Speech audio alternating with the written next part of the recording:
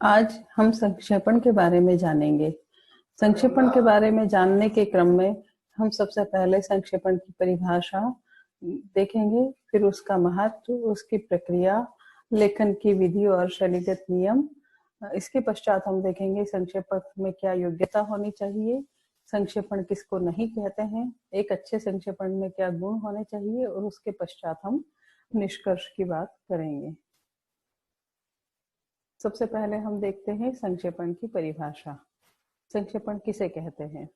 किसी विस्तृत विवरण, सविस्तार व्याख्या, वक्तव्य, पत्र व्यवहार या लेख के तथ्यों और निर्देशों के ऐसे संयोजन को संक्षेपण कहते हैं जिसमें अप्रासंगिक, असंबद्ध, पुनरावृत्त, अनावश्यक बातों का त्याग और सभी अनिवार्य, उपयोगी तथा मूल तथ्यों का प्रवाहपूर्ण संक्षिप्त संकलन हो।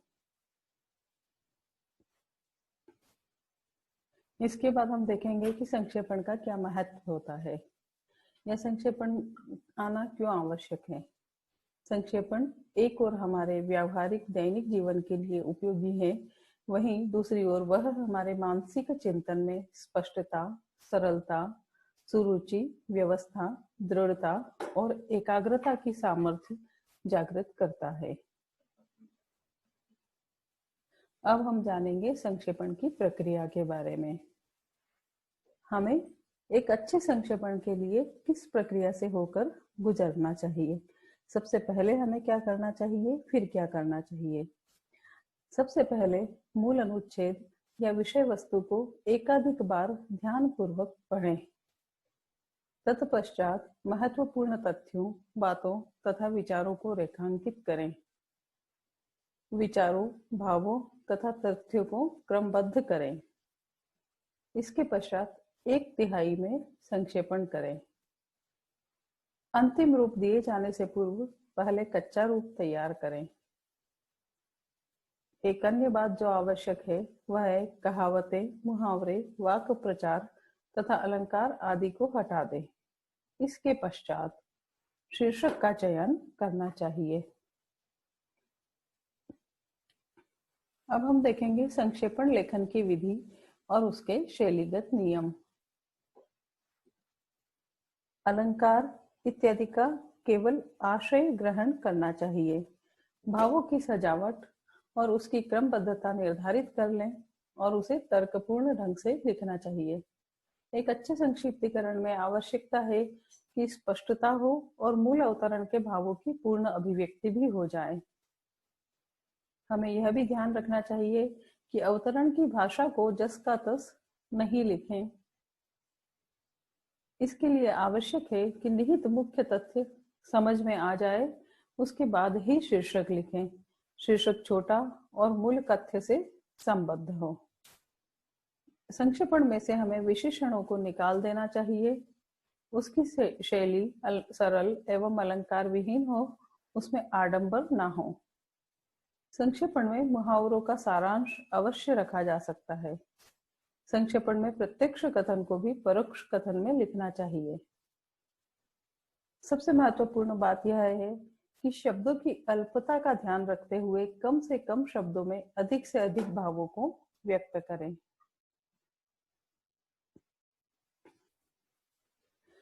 अब हम देखते हैं कि एक अच्छे संक्षेपक में क्या क्या योग्यताएं होनी चाहिए।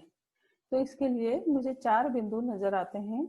उसकी सूक्ष्म भेदक दृष्टि होनी चाहिए, उसे संक्षेप में अपनी बात कहते आना चाहिए, उसके पास पर्याप्त शब्द भंडार हो और वह क्रमबद्ध रूप से अपनी बात कह सके। अर्थात सूक्ष्म भेदक दृष्टि, संक्षिप्तता, पर्याप्त शब्द भंडार एवं क्रमबद्धता, ये 4 आवश्यक बातें हैं। संक्षेपण क्या है, इसको स्पष्टता से समझने के लिए यह भी जानना आवश्यक है कि संक्षेपण क्या नहीं है। संक्षेपण सारांश नहीं है। सारांश में केवल मुख्य तथ्य को अत्यंत संक्षेप में लिख दिया जाता है, जबकि संक्षेपण में सामान्यतः मूल की सभी बातें क्रमबद्धता के साथ उपस्थित की जाती है। संक्षेपण आशय नहीं है। आशय में या तो संपूर्ण कथन का अथवा गूढ़ वाक्यों या पदों का स्पष्टीकरण रहता है। जबकि संक्षेपण में स्पष्टीकरण की गुंजाइश तनिक भी नहीं होती। संक्षेपण अन्वय भी नहीं है। अन्वय में मूल के मुख्य और गौण भावों का समावेश होता है, जबकि संक्षेपण में केवल मुख्य भाव रहता है, गौण भावों को छांटकर बाहर निकाल दिया जाता है। संक्षेपण भावार्थ भी नहीं है। संक्षेपण और भावार्थ दोनों में भावों अथवा विचारों की संक्षिप्तता रहती है, किंतु भावार्थ में जहाँ लेखन की लंबाई चौड़ाई की अंतिम सीमा नहीं बांधी जा सकती, वहाँ संक्षेपण में यह आवश्यक है कि वह सामान्यतया मूल का 1/3 हो।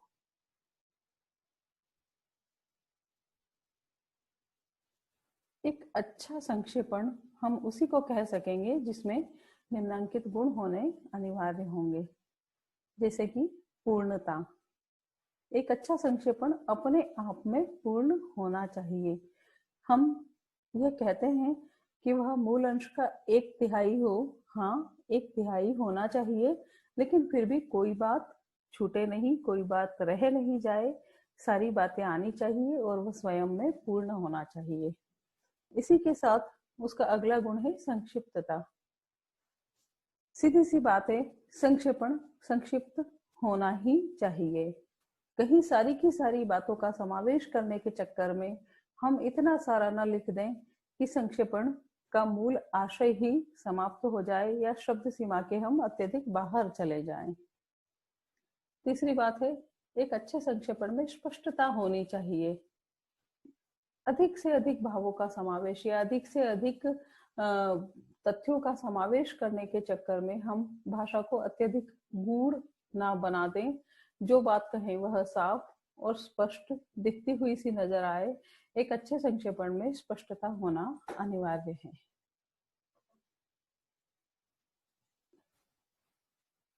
संक्षेपण के लिए यह भी आवश्यक है कि भाषा सरल हो, भाषा में सरलता का गुण विद्यमान हो, फिर वह शुद्ध हो, अशुद्धता की भी उसमें कोई गुंजाइश नहीं है, और उसका सारांश लिखते वक्त, उसे संक्षिप्त करते वक्त, स्पष्टता से अपनी बात कहते वक्त या भाषा को सरल बनाने के लिए यह भी आवश्यक है उसके साथ साथ कि उसमें प्रवाह और क्रमबद्धता हो।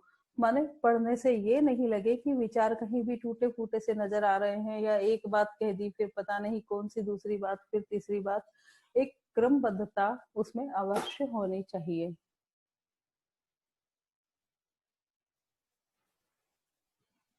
अब कुल मिलाकर हम निष्कर्ष की बात करें तो हम देखते हैं कि एक अच्छा संक्षेपण सामान्यतया मूल संदर्भ का या मूल अंश का 1/3 के बराबर होना चाहिए।